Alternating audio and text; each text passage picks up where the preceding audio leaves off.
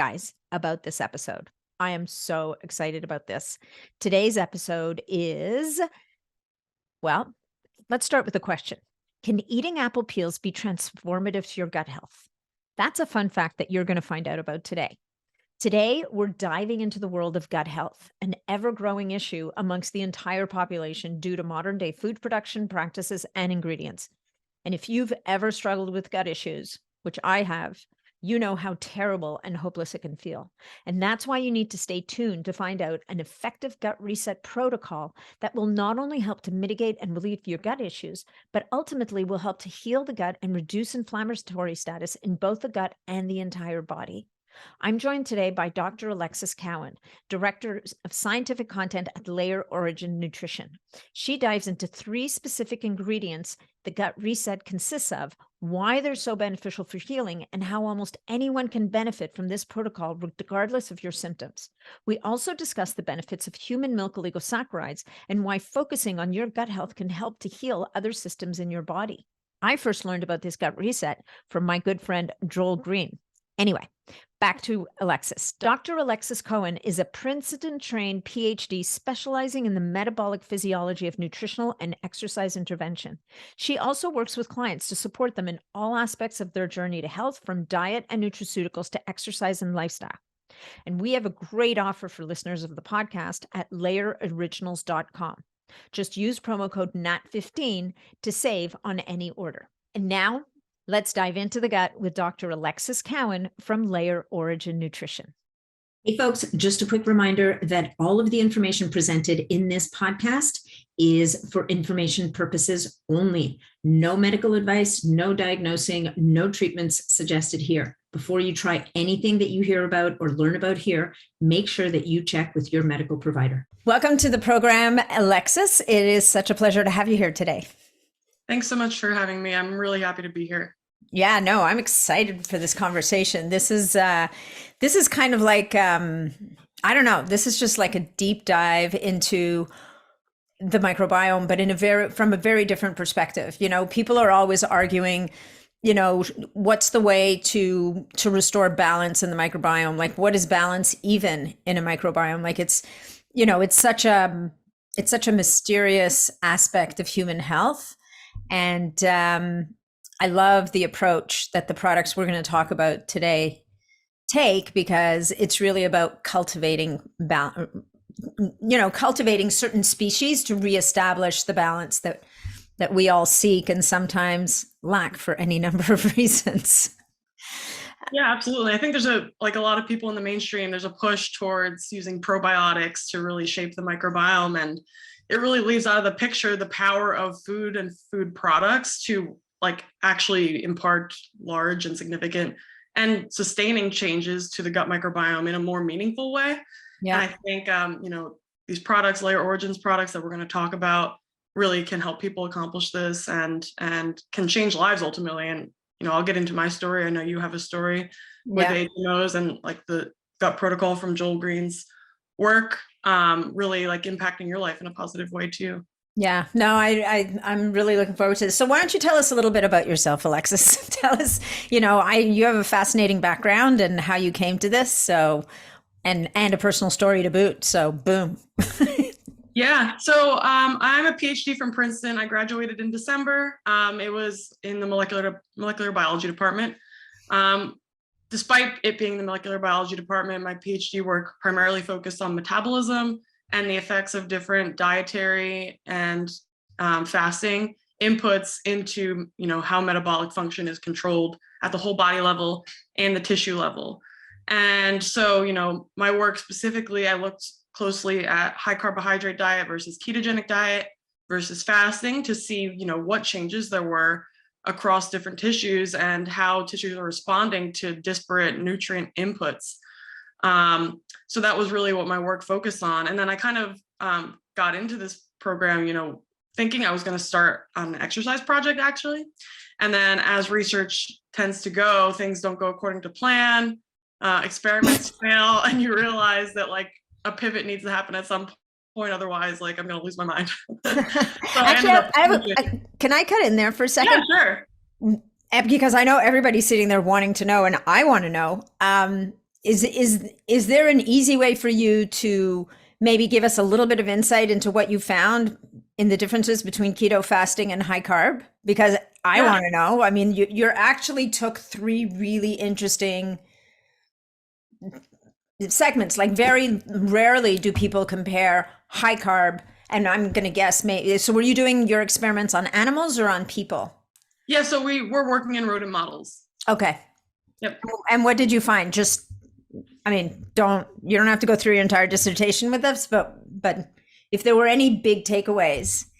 Yeah, sure. So at a high level, basically the body responds to different nutrient inputs by changing nutrient handling, basically to keep things the same, more or less. So the body wants to achieve homeostasis and maintain homeostasis. Ultimately, the ketogenic diet looks a lot like fasting at a metabolic level. So it's like high ketones, high fat burning, glucose and lactate, which are carbohydrate molecules. Their utilization goes down a little bit. But the surprising thing was that their utilization didn't go down a lot because there's no carbohydrates in the diet. So that was what made us basically look more into like how this metabolic control is happening at a whole body level. And we essentially found that there's these metabolic cycles that occur to either increase flux or flow through a metabolic pathway, such as carbohydrate breakdown or fat breakdown. And you can also basically, the body can decrease flow through these metabolic cycles if there's a really high flow through the dietary input. So if you're eating a lot of carbohydrates, basically the carbohydrate cycling is diminished to a minimum. And then if you're eating a lot of fat, carbohydrate cycling is happening readily, and fatty acid triglyceride cycling is minimized. So when you say cycling, you mean the body producing, like basically manufacturing its own? Yep. So by a metabolic cycle, I basically mean it can be called sometimes a futile cycle. Yeah. But it's not futile in a sense because it's actually creating metabolic heat. So these cycles are known to create metabolic heat and contribute to like endotherms, like maintenance of body temperature. But essentially an example of a metabolic cycle would be like glucose converting to lactate and then lactate converting back to glucose. Right. And the same thing happens with fat. So it's like triglycerides convert to fatty acids and glycerol, which can be reesterified to reform triglycerides. So these are the two core metabolic cycles that will control macronutrients, specifically like the dietary carbohydrate and fat intake. It will control basically the fates of those. Mm-hmm. And in doing so can basically regulate and maintain homeostasis across disparate dietary inputs. Yeah. So it's interesting. At the end of the day, all the body really wants is balance. That's all it wants. Absolutely. That's all it's looking for. And it needs carbs for some stuff and fats for others, and it's going to get them one way or another.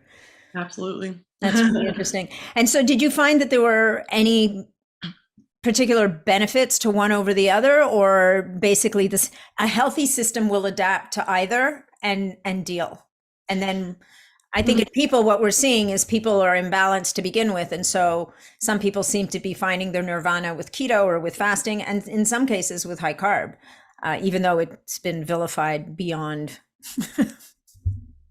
Yeah, absolutely. So in our studies, we looked at mice that were adapted for about 3 weeks onto each diet, which is about equivalent to a year in human time. Okay. Mouse metabolism is about 10 times faster. So it's roughly equivalent to like a full year of somebody a human being on one of these diets, which is long-term, but not as long-term as some people have actually been on these diets, like 2, 3, 4 years, even more in some cases. Yeah. So I think we need additional research to know if there's any chronic metabolic adaptations that are occurring that could potentially be maladaptive, that could be causing issues and be causing imbalance over time. So I think that's like a really super important point, because we see a lot of issues cropping up with people on long-term low carbohydrate diets where they basically become glucose intolerant. Yeah. And whether that glucose tolerance can be restored is a very important question, because a lot of people are on these diets thinking that they're going to be the panacea, and a lot of times in the beginning they feel great. But then it's like, if you become dogmatic about it and keep sticking to something, even though you're getting these negative effects or diminishing returns, then that's where we can run into real problems. And the research isn't really there yet to like confirm like, oh, you should only be on the diet this period of time before you start to have these issues happening, or even like the identification of biomarkers. So we can say when this biomarker changes, that means you've been on it too long. Yeah. We need to like regroup. We need to do something new.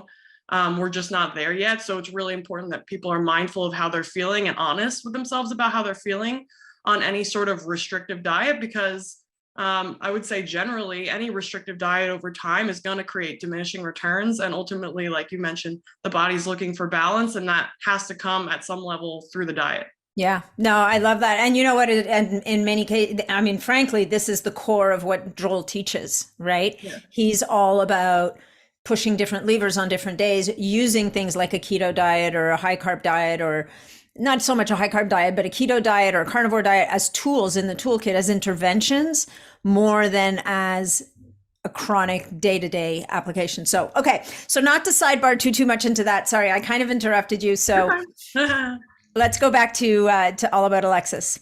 Oh yeah, sorry. So I was basically going to mention that I started on an exercise project that failed, and I pivoted. But I was super interested in exercise coming into the PhD program personally, and also nutrition, because when I was 18, so like 12 years ago, I lost 100 pounds, and I had been like obese most of my entire life, basically since like first grade. I was on antibiotics, like for recurring strep throat, and my weight just blew up after that, and kind of spiraled up through high school. Then I ended up losing weight, basically through calorie counting and like an hour and a half at the gym every day. And after that, I dropped about 85 pounds over the course of that year.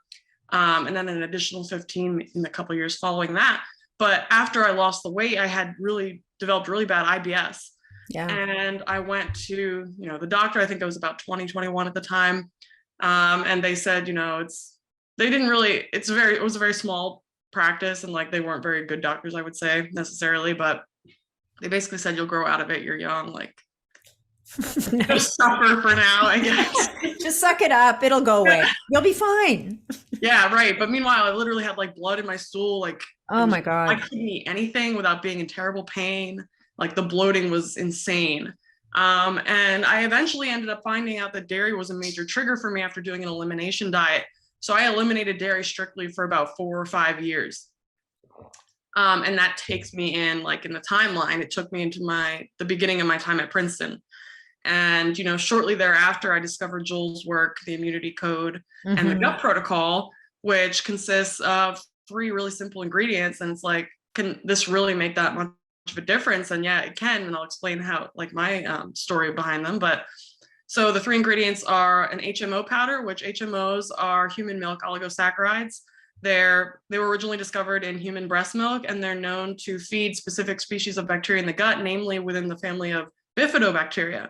And we're going to get into the importance of bifidobacteria and what role they play in the body probably very soon. Yep. The second ingredient is a red phenol powder. So basically different red fruits that are dried and powdered. That would be the second ingredient in this shake, this gut protocol shake. The red phenols feed bifidobacteria, as well as another species of bacteria called Akkermansia, which lives in the gut mucus lining and kind of controls the integrity of the tight junctions within the colon. So if you have high levels of Akkermansia and a healthy population of bacteria in the gut, basically the tight junctions are going to be they're going to be super tight, and they're not going to let superfluous molecules through there, like bacterial endotoxins and things that can trigger off inflammation. Can also actually reduce overall calorie absorption from food. So lean individuals are shown to have way more Akkermansia in their gut compared to obese individuals and people with diabetes. And replenishing Akkermansia has been shown to improve glucose tolerance and insulin sensitivity in diabetic individuals. So super important bacteria. And then to that end, there's the final ingredient in the gut protocol is the apple peel powder, which red apple peels contain these procyanidin molecules that are basically polyphenols that are really, really good at feeding Akkermansia specifically. So this gut protocol overall can be used to optimize bifidobacteria and Akkermansia. And in doing so, we'll get into how bifido shapes the rest of the microbiome, but can basically optimize the microbiome and ultimately heal the gut and reduce inflammatory status in the gut and the whole body. And that was my experience. So I was on the protocol for about 6 months. And then after that, I was hesitant, but optimistic that I could try dairy again. So I just tried small amounts and had no reaction. And then consistently increased my dosing over time. And now I literally can eat whatever I want, as much dairy as I want, milk, cheese, ice cream, like whatever. I have no reactions to any foods anymore. And I used to also like be pretty intolerant to like beans or like raw onions or like a lot of garlic. I used to get bloating from those. Even like raw cruciferous vegetables that used to kind of cause like bloating or gas. Like now, nothing at all. And I haven't even been on it strictly for like years. I would say I was on it for at least 6 months nonstop. And then since then, I'll take a break every few weeks and maybe go off it for like a month and then come back on it. But yeah, it's like not something you need to be on consistently for your entire life to really see meaningful changes. Yeah, I'm going to echo what you just said. I didn't have IBD necessarily, but I, like you, I couldn't touch beans and I couldn't touch dairy. I mean, there were some cheeses I could have, but you know, for me to have a whey protein shake was just not a happening thing. And I'll never forget the day I figured out after doing Joel's gut reboot protocol, gut reset. I was like, because, you know, part of his program, what's amazing, I mean, and not that I'm going to talk about Joel this whole time, but the beauty of his program is you're back in a world where you can eat beans, you can eat a bit of grains, you can eat dairy. Like you can now, you have a lot, you reestablish that variety of foods in your diet that you probably kind of lost over the years because, oh, I can't eat that. Oh, that makes me feel sick. That makes me feel bloated.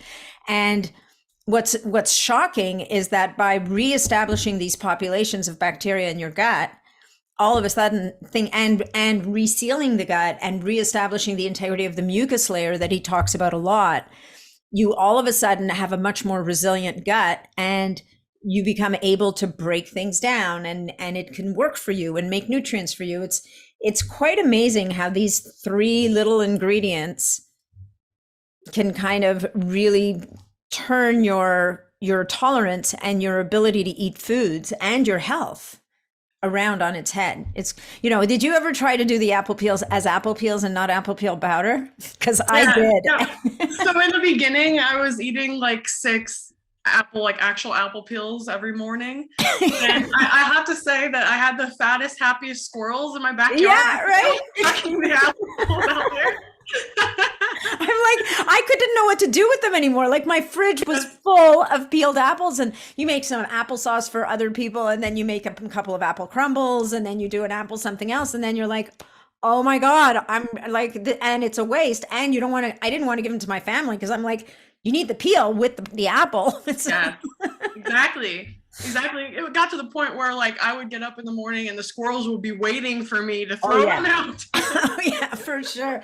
All right. So cool. So back to your story. So you did the gut reset for about 6 months and now you intermittently go back to it every once in a while. Let me ask you a question. When you go back to it, do you start from square one and work your way up for 20 days again? Or do you just go to the final phase where you're having the apple peels, the HMO and the red phenols? Yeah, I just go to the final phase and I always tolerated, I haven't an issue with tolerance, no bloating or anything like that from the protocol since starting it. So yep, I just jump on the highest dose of each. Nice. All right. Well, let's dive into, I think our next logical step, let's dive into these things and talk about what they can do and how they work in the body. And you brought up something really interesting earlier about probiotics. So people, take probiotics in the hopes that they're going to colonize the gut and take hold. And the problem with that is if, it's like a garden, you plant seeds in your garden. If the nutrients aren't there and the light conditions and the water conditions aren't right, it's not going to happen. They're not going to stick. And frankly, if we take it to the next iteration, which is a probiotic being a sapling or a little plant, and you put it in your garden, again, if the nutrients, the soil and everything else isn't right, that plant's going to die. It's not going to last. So maybe let's talk a little bit about, and it's funny, because I can't say that I've never seen people have good results from probiotics, but it's still inherently different because maybe you can speak. I mean, I know you can speak to this in a different way, but there's a difference between taking a probiotic and a prebiotic. And a lot of what we're talking about here is some form or other of prebiotic, which is feeding the bacteria in the gut. Yep, absolutely. So there are definitely certain strains of bacteria that have been clinically validated to improve certain conditions. So like antibiotic-induced diarrhea, certain types of like IBS or IBD. These are the kind of issues that people may benefit from taking a specific strain of bifidobacteria, for example. I think you kind of can run into some issues when you're getting into these big blends of probiotics that have like 10 different species in them. If the probiotic ends up working for you, how do you know which species is it? Is it combinatorial? So like that makes it hard to kind of understand what's going on. And then in addition to that, as you alluded to, if you're taking this probiotic and you don't have the right nutrients to feed these bacteria, the right prebiotic molecules that are needed to feed these bacteria, they're not going to stick, and you're basically just wasting your money. Mm-hmm. And you can actually, like, a lot of these probiotics are quite expensive, so you can get a lot of these, beneficial effects on the microbiome and shaping the microbiome in a more meaningful way through the use of prebiotics. Yeah. And prebiotics are basically just molecules that our body doesn't digest, but the bacteria in our gut can digest. So these molecules will persist through the digestive tract, reach to the colon where the bacteria there can feed on them. And everything that we mentioned in the gut protocol is an example of a prebiotic. So the 3 ingredients within the gut protocol, the apple peels, the red phenols, and the HMOs, they're all examples of prebiotics. And these prebiotics can basically be consumed, and we're not going to be taking those nutrients on, but our gut biome and the gut bugs can metabolize these nutrients and create interesting molecules from them. So in the example of bifidobacteria absolutely love HMOs. And this can be kind of verified if you look at the infant gut. So in the newborn gut, the microbiome consists of up to 90% or more bifidobacteria. And that's because the diet is so rich in these HMO molecules from breastfeeding. And this bifidobacteria colonization early in life is really important for setting the tone for the rest of life and establishing immunity in the infant gut.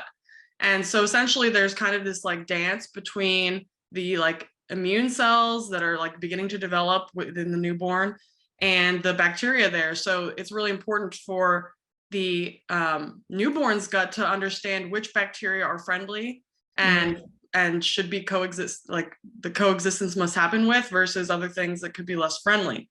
And so the bifidobacteria really play an important role in establishing immune recognition of friendly gut microbes versus unfriendly early on. And also, in addition to that, bifidobacteria will literally create molecules that can shape immune function and directly impact immune cells. So some of these molecules, including lactate and acetate, which are 2 small molecules that bifidobacteria can create when they metabolize HMO or other things like resistant starch or the red polyphenols even, lactate and acetate can directly modulate immune function to create more of an anti-inflammatory environment, not only in the newborn, but also in the adult body. So it's really crucial to have a robust bifidobacteria population that is not only, being fed the right prebiotics to support the production of these molecules and tone the immune system, but also these molecules can go on to feed other bacteria in the microbiome and shape basically a healthy microbiome. So if you're focusing on bifidobacteria, because they participate in something called cross-feeding reactions, so these bacteria basically create molecules, the lactate and acetate. Not only can they modulate the immune system, but they also feed other bacteria in the gut, including the ones that make butyrate, which is a short-chain fatty acid. So the butyrogenic bacteria feed on the lactate and acetate to make butyrate. And this butyrate is the primary fuel source for colon cells. And in addition to that, also modulates the immune system directly in an anti-inflammatory manner.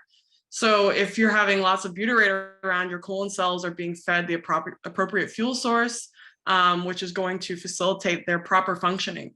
In the absence of sufficient butyrate levels, the colon begins to burn more glucose, which actually ends up driving up oxygen levels in the colon and in the gut in general, because essentially burning butyrate and other fatty acids allows the colon cells to scavenge oxygen, because if you're burning fats, even short chain fats, you need to basically be running oxidative metabolism, so like mitochondrial metabolism. Yeah. And oxygen serves as the terminal electron acceptor in that pathway. So you're basically scavenging oxygen through that mechanism. But if you're burning glucose instead, you don't need to use oxygen anymore as the terminal electron acceptor. So you're essentially allowing oxygen to accumulate, which inhibits the growth of all these really great bacteria that we want around, including the butyrate producing ones. And so what ends up happening is you get this dysbiosis over time that drives up inflammation, that, you know, inhibits colon cell function and starts to degrade the tight junctions between colon cells. So you can get some like leaky gut. In the colon. Yeah. Yeah. Yep. So these are like some of the issues that can arise over time if you're not, you know, cultivating the right bacteria and having these bacteria produce the right metabolites to support overall gut functioning and metabolic health. So that's really interesting. So what's interesting to me is obviously your best case scenario is as an infant, you get, you know, you're born by natural vaginal birth because that inoculates your microbiome initially. And then the breastfeeding, both through exposure to different bacteria from the mom and the HMOs, then continues that process of cultivating. But what's really fascinating is for those of us who are adults who didn't get that initial start, it's still possible to kind of go back and in some ways make up for that loss in the gut. And I think that that's probably one of the biggest differences between this approach and taking probiotics approach. And also it's just even about getting what you need to where it needs to go, which is incredibly hard. Whereas when you're providing the nutrients for those bacteria, it's a different kettle of fish. And the butyrate question is so interesting because I know so many people are trying to take butyrate in different ways. And if you don't get tributyrin, you're not getting the right form. And even that, like it's a very complex set of problems. And yet here we are. And I remember when I learned this in Joel's course, oh, well, actually, if you just feed these bacteria, they're going to make them for you. You know, they're going to, you know, just what you just explained. So I just think that's so incredibly powerful and such you know, you almost would think that virtually anybody would benefit from even doing like a 20 or 30 day run of this stuff just for maintenance purposes. There is an important point that you bring up though, and that is like an order of operations. So for example, taking butyrate directly isn't going to be helpful and can actually cause issues in a person who has a very inflamed gut, because as it turns out, an inflamed gut can't actually take up butyrate very well because the transporters that take this molecule up become downregulated in the presence of inflammation. So the order of operations in this case, you know, if you're suffering actively from IBS or IBD or anything like that, would be to first spin down inflammation enough to get these transporters upregulated so that the butyrate can be taken up. And then instead of, you know, supplementing butyrate directly, you would instead take these molecules that can naturally lead to the production of butyrate by these key bacteria in the gut. And so for like, I work with clients in my practice now. So like I after I graduated, I started a business basically in health optimization and performance optimization. And for a lot of people dealing with gut issues, and what I did for myself too, is implemented a anti-inflammatory protocol first before starting the HMO protocol. I would first have somebody try out the HMOs a small amount and see if they get any sort of bloating response from it, because that would be indicative of some sort of inflammation present in the gut. Mm-hmm. HMOs will very potently feed bifidobacteria, which then go on to feed these butyrogenic bacteria. And if this butyrate and other short chain fatty acids aren't being taken up, they're going to accumulate and cause bloating and gas. So if that happens, then we know we need to first focus on inflammation. And the first steps that I like to take with people are a high dose omega-3, so DHA and EPA. I also like to use hesperidin, which Joel has used and mentioned also. So this is a polyphenol from citrus fruits, and it's been shown to really potently decrease inflammation in basically in people with colon inflammation specifically.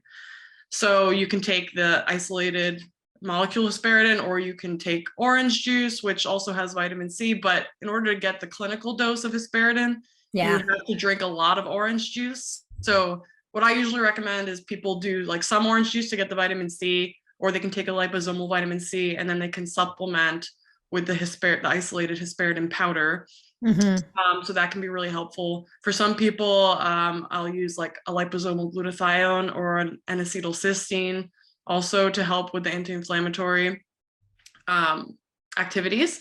And then the reds powder, in addition to feeding bifidobacteria and Akkermansia, the reds also serve directly as antioxidants and radical scavenging molecules. So I'll have people directly start to implement the reds powder first with the rest of these tools that we've just discussed, and then do that for about a week, and then try reintroducing the HMOs and see if we've moved the needle at all on avoiding the bloating or gas from them. And then if we have, then we can start easing on to the full protocol over time, and then ultimately get them up to like the full-blown protocol over the course of like a few weeks, and then keeping them there. And basically then, over time, we can start reintroducing small amounts of certain foods that used to be triggers to see how they fare. But that's generally the strategy that I'll use with people. Yeah, no, that's so great. I mean, inflammation's the big caveat, right? If the fire's burning, not much is going to happen. That's good until you get it to calm down. Cool. Okay, so that's HMO. Upregulate bifidobacteria and all these other beautiful downstream events culminating in butyrate, and maintaining the anaerobic nature of the environment so that we're supporting the anaerobes and not the aerobic guys, because they're actually, in this case, they're not always bad, but in this case, they're not. It's about the right bug in the right place at the right time, of course, right? So yeah. So I guess it's worth mentioning that so in the small intestine primarily contains facultative anaerobes, which means that they can either exist in high oxygen environments or like moderate oxygen environments or low oxygen environments. So they can kind of switch between the two, and they're really good at metabolizing nitrogen. So basically, you don't want these bacteria in the colon because they're going to be producing different byproducts that can end up driving up pH, because they like to, consume nitrogenous molecules like amino acids. Basically, the byproduct of that is, nitrogen-containing molecules in general will increase pH, things like ammonia. So if you're creating that in the colon and pH is going up, that's going to further inhibit the growth of the obligate anaerobes that will typically live in the colon under optimal conditions. So the obligate anaerobes require low oxygen environments in order to produce butyrate and other short chain fatty acids. So if you're making the pH, higher than normal, which ideally around 6, I guess, would be considered normal. And even though like people think like acid's bad, alkaline's good, it's like never that depends. It depends. Yeah. So in the colon, we actually want an acidic environment in order for the bacteria there to be functioning properly and producing the molecules that the colon needs. So if we have these facultative anaerobes overgrowing in the colon in the presence of inflammation, which is driving up oxygen and allowing pH to kind of spiral upwards, we're going to just keep having like a feed forward mechanism of issues like begetting more issues.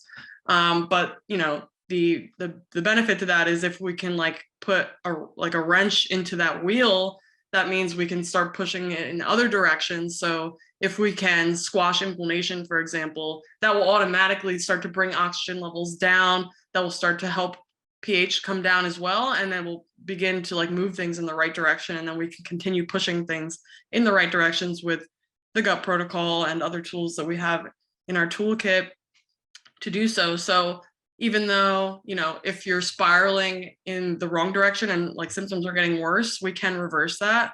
It's just a matter of, implementing the right tools in the right order, and then time ultimately. Yeah. No, you have to take your time. Like you said, I mean, look, you did the gut protocol for 6 months. I did it for at least 3 months for sure.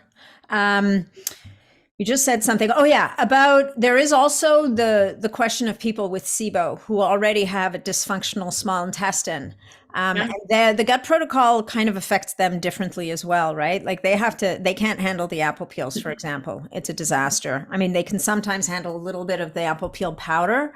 Do you want to speak to that a little bit as well? Yeah, so SIBO is an interesting point. Actually, this kind of ties back to what we were talking about earlier with probiotics, because a lot of probiotics, there's no one telling them, you have to open up in the colon and dump off your cargo there, like they could easily open up earlier on in the gut. And, ultimately you don't want the bacteria that are in those capsules to be opening up in the small gut. So that can, cause issues over time. And I think we're seeing SIBO rates increasing, I would say over the past decade or so. And, so that's a consideration for sure. For people with SIBO on the gut protocol, usually I will implement some protocol to help them deal with the bacterial overgrowth first.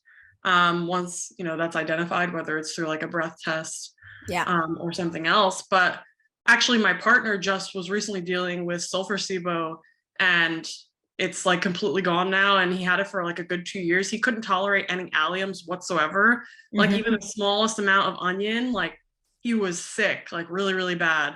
And now over the past week, he's been incorporating garlic, some onion, and like some green onions, and like literally is perfectly fine. And it's like a godsend because like he loves onion and garlic. So it was like really depressing for him to not be able to eat them. And essentially what we did was an antifungal protocol with him. And it was like pretty strict, I would say, for 6 weeks. So like he wasn't eating any starches, any sugars. He was basically just eating meat and very low starch vegetables that were steamed with like some olive oil. And because he couldn't have the garlic, which is antifungal, so that was unfortunate, but we did a lot of ginger with him. We did a lot of spices in general and herbs. So we did a lot of fresh like oregano, thyme, rosemary, cumin, coriander. So like these were the kind of the spices and herbs we were using to kind of help just spin down the fungal overgrowth that we think was actually long-standing, kind of culminated because he always had issues with like flaking scalp, some skin issues, which are like common signs of fungal overgrowth as well. Also like a film on the tongue. If you wake up in the morning and you see a film on your tongue, that's a pretty good sign that, there's fungal overgrowth going on in other places of the body as well. So we used this protocol on him, and he also was taking some herbal supplement called Mycozil, which had, some different herbal, like an herbal concoction, had like Pau d'Arco and a couple other ones in there that seemed to help. So he did that for a month, and then the diet with all the herbs and the spices strictly for about 6 weeks, and has reintroduced, basically everything now and is fine. So it's really amazing. So for people who are dealing with SIFO or SIBO, I guess SIBO would be a little bit different potentially, but ultimately, you're going to be trying to limit the substrate for whatever is overgrowing in your gut. So for a lot of people, I think they'll find benefit from a carnivore diet under this setting. And a lot of people do find benefits from carnivore diet in the short term. It's just a matter of knowing when to come off of it. And how. Yep. And how to come off of it. Exactly. So strategizing that process is super important for like the long-term success. Cool. All right. So that's HMOs and a whole bunch of other stuff. So now let's move to the infamous apple peel part of the protocol, which is, as we were saying earlier, when we first start diligently peeling our apples every morning, and eventually that gets old.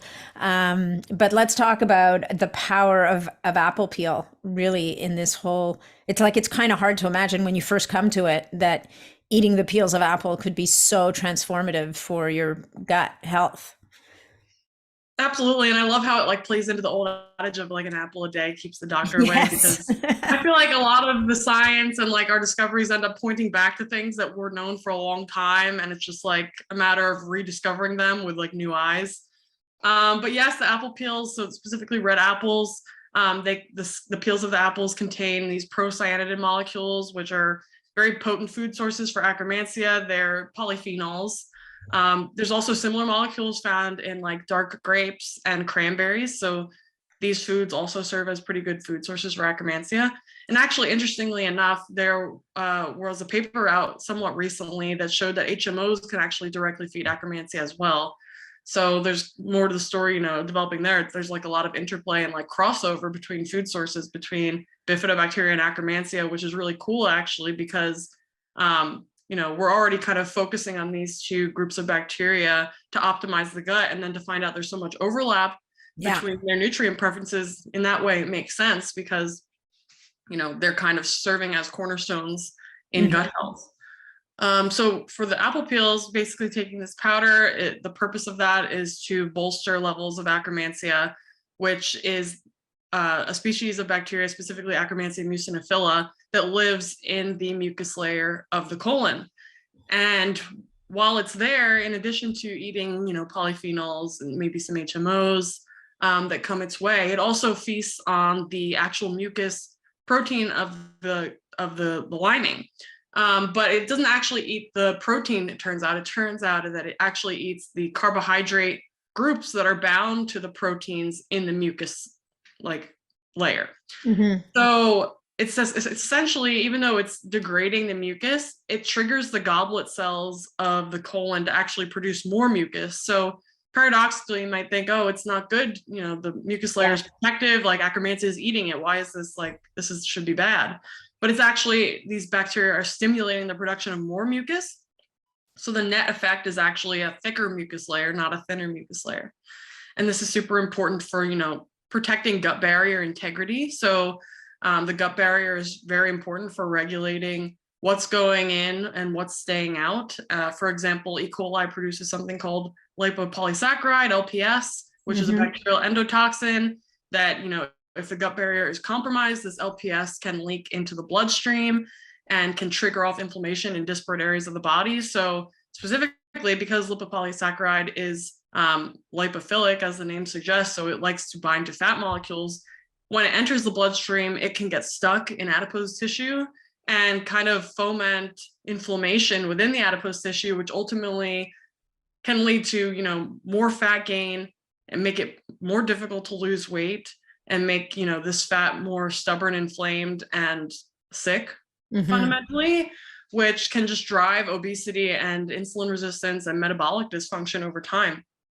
So it's really important, for anybody interested in fat loss, or maintaining their fat loss, to really focus at the gut first, because that's where inflammatory status is really going to be controlled, not only through not letting these molecules like LPS through the gut, but also by actively producing these anti-inflammatory molecules from bifidobacteria and Akkermansia even, that can influence immune status and keep inflammation levels at a minimum, so that you can have a healthy aging process, and it makes the fat loss process easier, and even can create changes in cognition. So we know that the gut barrier is composed of the same tight junctions, the same cells essentially that surround the brain as well, and the blood-brain barrier. Yeah. And something that compromises the gut barrier can also go on to compromise the blood-brain barrier and lead to cognitive dysfunction over time. And that's becoming increasingly more obvious that, inflammation around and in the brain can drive Alzheimer's and dementia. So we're getting this phenotype where the brain can no longer burn glucose effectively, which is its primary fuel source. And if it can't burn glucose, then it's basically starving to death. Unless, you can add some tools in like ketones or ketogenic diet that can kind of help to get around that problem. Yeah. It's not necessarily solving the problem that the brain has, which is this energy crisis due to inflammation. So it's really, really key to start as, the beauty of it is you can start at any age, but the earlier you start, the better, because you kind of want to prevent anything from even getting a foothold to begin with. But literally for anybody at any age, you can start, and it's better late than never. Like, you can make some progress at any age, and just by implementing some of these strategies and working with somebody who can help guide you through it in the right order of operations, the right steps, to get you, either the results you want as in regards to like decreasing symptoms, or to preventing any issues from even developing to begin with. Yes. I have a question for you. What are your thoughts on there's a brand of probiotics that just came out with an Akkermansia, and it's quite pricey. So I've been dying to ask somebody about this. What are your thoughts on just popping Akkermansia? Yeah, so I saw Pendulum came out with the product. It's been like in and out of stock, so I think it's been quite popular. And they've also been claiming that it can like promote weight loss and increase glucose sensitivity. So I think, those are kind of buzzwords for people. I think they've done some trials to show that it can increase glucose tolerance. So I think it decreases HbA1c by a certain extent. I'm not sure if they showed clinically yet that it can actually reduce weight. Ultimately, you can take all the probiotics you want, but it's not going to make as much of a difference as a prebiotic approach, like literally just putting in the soil that those bugs need to thrive. Like, that's going to be the way to kind of bolster them the most, because without those food sources, you're only going to get, minimal colonization and minimal effects. So, potentially you could think about something like a symbiotic, which is a combination pre and probiotic. So if you're taking the Akkermansia probiotic and you're also prioritizing eating the foods and, maybe doing the gut protocol that will feed Akkermansia, you could kind of envision that this could have like a more impactful benefit than either by themselves, potentially, at least the probiotic by itself. Yeah. So, that could be a potential strategy. I don't think they're doing a symbiotic yet, but it's something that, could be worth looking into at the consumer side of it. Yeah, it makes sense. I mean, people who've come to me about it, I've said, yeah, I mean, if I was going to use it, it would be in conjunction with the gut protocol, so that you're at least feeding the guys, like you're throwing a population in. If they have nothing to eat, they're just not going to be able to stick around. So exactly. Like there's a reason that if you have low Akkermansia in your gut, there's a reason for that. And just popping a pill is not going to solve that if you're not getting to the root of what's the problem. Yeah, no, absolutely. All right. And so our third contestant, unless we have anything else to say on the apple peels, are the phenol reds, the crowning glory of the protocol, which makes it all taste really yummy. Because I'm not going to lie, like the apple peel powder, if you just dump it into water, there's something about it, it kind of blobs. You have to I had a special little jar that I would get to shake it, and then you have to drink it really fast so it doesn't come together again. But the other thing I wanted to mention also, with if you decide to do apple peels and you do have an army of squirrels outside your door, which will grow, but I think the other thing about the apple peels is to be really mindful of the quality of apples that you're buying. Like, they need to be organic. They need to not be coated in wax, because we know that apples get coated in wax. And if you're just eating a lot of peels, and I know that in Canada, I don't know if it's the same in the States, there was a big kerfuffle a few years ago about a particular pesticide they were using specifically on apples that was really nasty. And,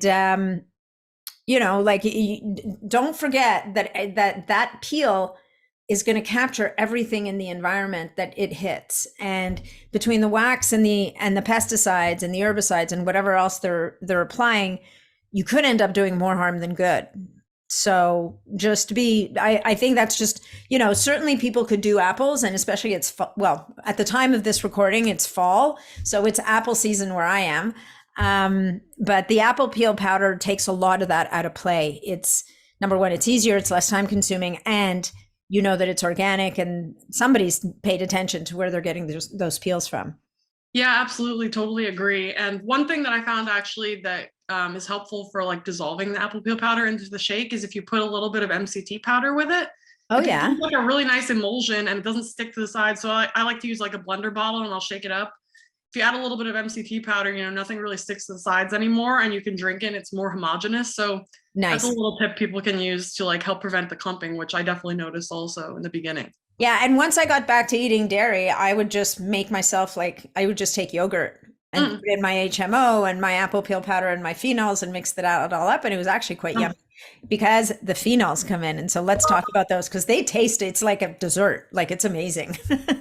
Yeah. I particularly like Layer Origin's red powder. I haven't tried Joel's yet, which I haven't either. Yeah. On the to-do list. But prior to that, I was using a couple other brands on Amazon, and there was just 30 ingredients in it, and it kind of bummed me out, because I wasn't a huge fan of the flavor, first of all, and then I just don't like products that are overly complicated.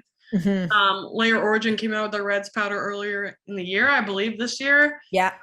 And I really love it because there's only 5-6 ingredients, and it's very clean tasting, dissolves amazing, and tastes really good. So the reds powder contains a few different red fruits, including goji berry, strawberry, raspberry, beets.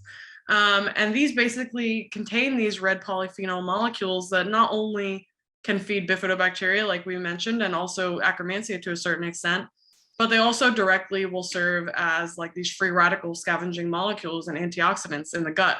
Right. So they can be really helpful, like I mentioned earlier, for people who have an inflamed gut already. Using these red polyphenols can help to move the needle in the right direction and begin to spin down inflammation in combination with other tools. So the red polyphenols are really crucial in this aspect, because they're supporting anti-inflammation and they're feeding the bugs that we want around. So that makes them, unique, I would say, in that aspect, because the apple peels and the HMOs can cause issues in people that are having, inflammation already actively. So the reds are a good way to kind of ease into the protocol and, get the needle moving in the right direction. And they also taste great. So it's like a win-win-win. Yeah, it's a total win-win-win for sure. And so the interplay of these three really, so this podcast is really about, it's not about you, right? It's about feeding that community of bugs that's really running the show. And so maybe what we can do is speak a little bit to the impact of these bugs on so many different aspects of human health, right? So we talked already a little bit about the immune system, about mental health, or mental function, cognitive, like there's mental health, like there's increasingly literature on whether it's depression or anxiety or whatever the case may be. But on top of that, there's cognitive health. So even going as far as saying that it can potentially have an impact on neurodegenerative issues as well. And I guess that could be potentially an outcropping of never having dealt with it ahead of time. It's causing all this anxiety. And over time, you get enough dysfunction, as you were talking about, in the brain metabolism and across the blood-brain barrier, that now it just escalates to a whole other level. Mm-hmm. Yeah, absolutely. And I think the underlying commonality between all these issues really comes back to inflammation. At so many levels. So, whether it's diabetes, which is ultimately driven by inflammation in the skeletal muscle first, which is, decreasing its ability to take up glucose, which, allows glucose to linger in the circulation for too long. And it allows fat molecules to begin to accumulate in the muscle because mitochondria begins getting sluggish and sick, and ultimately kind of dying. So you're decreasing your mitochondrial count, you're decreasing your muscle's capability of burning nutrient fuels, and muscle is the primary nutrient sink in the body. It's the most abundant organ in the body by mass. If you combine all the muscles together, it's very important for maintaining metabolic homeostasis, and making sure that muscle isn't inflamed is going to be the first step to ensuring that you're metabolically healthy. Yeah. And we already know, like we mentioned before, that the gut microbiome, specifically bifidobacteria and also Akkermansia, by keeping those tight junctions, really, maintaining the gut barrier integrity to a very high extent, is going to be super important for regulating what gets through the gut, for actively modulating immune cell function and decreasing inflammation and increasing anti-inflammation, which these immune cells will then go on to influence other immune cells in the body and the whole body inflammatory status to help either reduce or, beget inflammation in the muscle. In addition to that, we talked about the brain a bit. Anxiety, depression, and IBS, IBD, and other gut issues are very highly correlated in clinical practice. So we know that there's a relationship there. And, I think a lot of people can recognize that if they've ever had issues with their gut, that it does affect their mood and the way that they function. And, interestingly, actually, there's going to be a product coming out soon within the next few months by Layer Origin that's going to be a super HMO that contains actually 5 different human milk oligosaccharides in it. And 2 of these are actually known to feed bacteria that can directly influence psychological well-being, depression, anxiety in a positive way.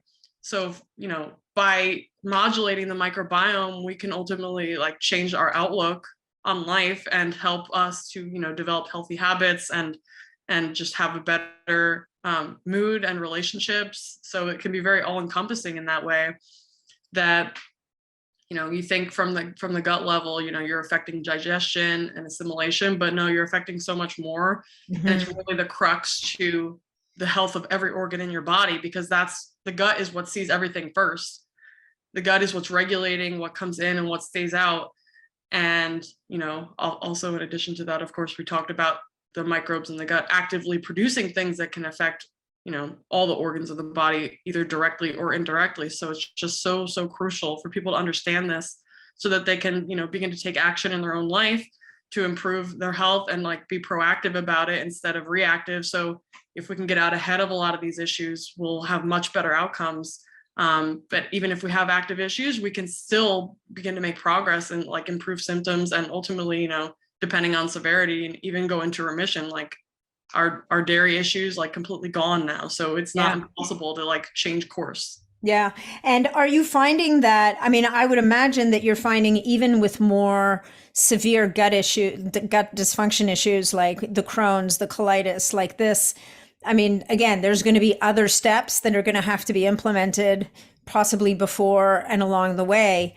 But these three little ingredients are going to come into play at some point because, these are people very often who end up on these crazy crazy medications that are, I mean, look,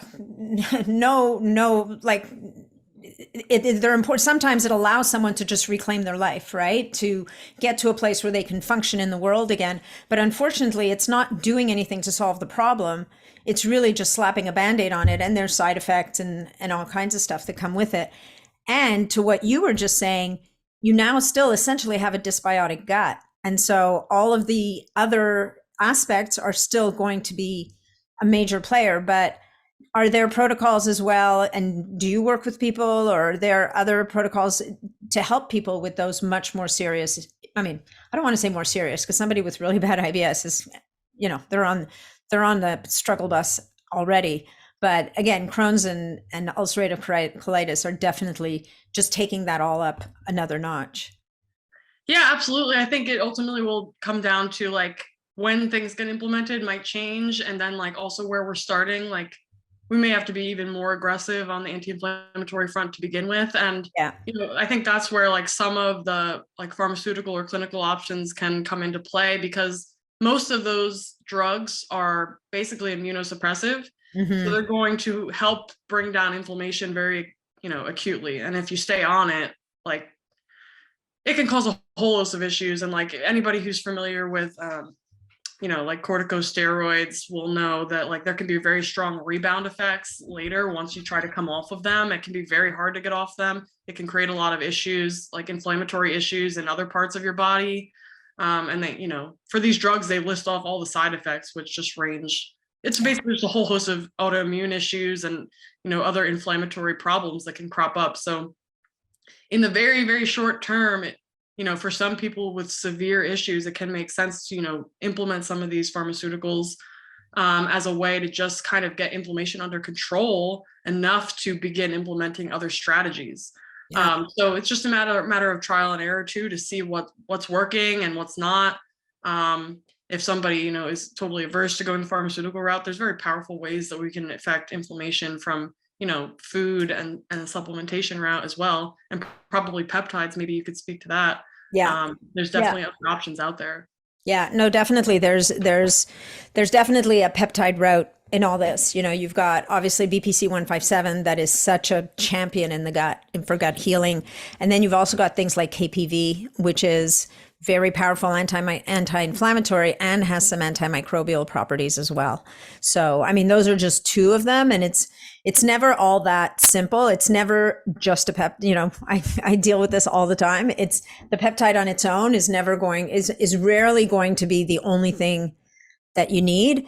But at the same time, this is where the magic happens, where you bring in the peptide, you bring in the lifestyle, because again, chronic stress, this is another one, like I've worked with people who are under such massive stress from their job or whatever, and you can throw everything at them. You can change the diet, you can use the peptides, you can use, prebiotics, probiotics, whatever, but it's like literally their stomach is churning all the time.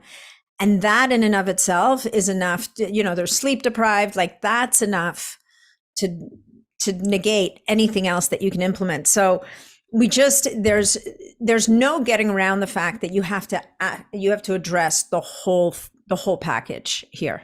And to me, the peptides are superheroes, but no more than what we've just been talking about, right? Because as I've said to people so many times, they're not going to fix your microbiome. Like they're just not. So I think that one without the other, and you might be able to achieve with the HMO, the apple peels and the phenols, you might be able to repair the gut as you were just talking, like you're going to reestablish the integrity of the gut lining. where the peptides can sometimes come in is they can give you a leg up. They can kind of be a little bit of a shortcut so that it's a little bit like the immunosuppressive drugs for the ulcerative colitis or Crohn's person. It just allows them to kind of be able to breathe and function so that then they can do the work to really get the job done. Yep, absolutely. It's a matter of following through that step. And I think a lot of people get stuck there because they don't have the proper guidance to like lead them to where they need to go next. Instead, it's like, okay, well, my doctor told me to take this, so that like that's the end game. I guess I'm on this for like the rest of my life or whatever it may be. So it's really important to have the proper guidance and have access to good information so that you can, you know, be informed about your options ultimately. Yeah, absolutely. So if we went to the Layer Origin site, though, there's a lot more than these 3 products. Mm-hmm. There's like a ton of stuff there. Do you want to speak a little bit to some of the other stuff? I mean, these 3 really are the cornerstone of if you were stuck on a desert island, you could only have 3. Those would be the 3 you would take with you, I'm sure. Is there anything else there that you want to touch on a little bit, just to speak to some more specialized stuff that they've got? Because I've noticed, like in the last year or two, like it's exploded. The number of products that they have on the site. Yeah, absolutely. So, I mean, their one product is a combination of raspberry, strawberry, and HMO powder. Yeah. And I bring it up only because it's like the most delicious thing I've ever tasted. I will literally take the powder and like put it on my tongue, and it's just like, it tastes like fresh fruit. It's delicious. Divine. I've had it. Yeah. I love that. Like, highly recommend it. They also have like a coconut water powder, which can go nice, you know, if you're just trying to hydrate at the gym or whatever it may be, you can incorporate it into your shake or other water, which goes great. They also put their HMO powder into like a bunch of different formulations. So you can get HMO in different ways, depending on, you know, what recipes you like or how you enjoy taking them. Yeah. Actually, that's a good, that brings up a couple more last points. Can you put HMOs into something hot, or is it better to keep them cold? Are they heat sensitive at all, or any of the apple peel won't be? The phenols, I don't think would be, but would the HMO be heat sensitive in any way? Do you know? Yeah, that's a good question. From a chemical standpoint, I think they should be quite stable. So I don't think it will be an issue. I would have to look more into it though, honestly, like if there's any research on like their heat stability, but just from like a first principles, I think it should be okay. Yeah. So you can probably add them into like hot chocolate if you like that, or your coffee even.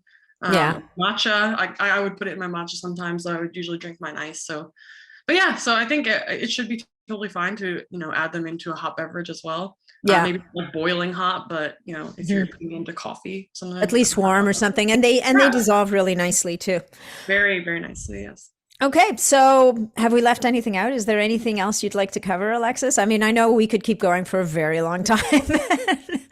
Yeah, I think we covered a lot of ground. I think ultimately, you know, the takeaways for people should be that it's really important to focus on your gut first, almost regardless of what issues you have going on overtly. Like, despite, you know, even if you have no symptoms at all and you feel great, you could actually benefit still from this gut protocol from a prophylactic standpoint, or even actually from a genetic predisposition standpoint. So that's one thing I actually wanted to mention. Yeah. People that have mutations in a gene called FUT2, which is a gene that basically produces an enzyme, and this enzyme produces a molecule that feeds bifidobacteria in the gut. And this enzyme puts this molecule onto the surface of gut cells.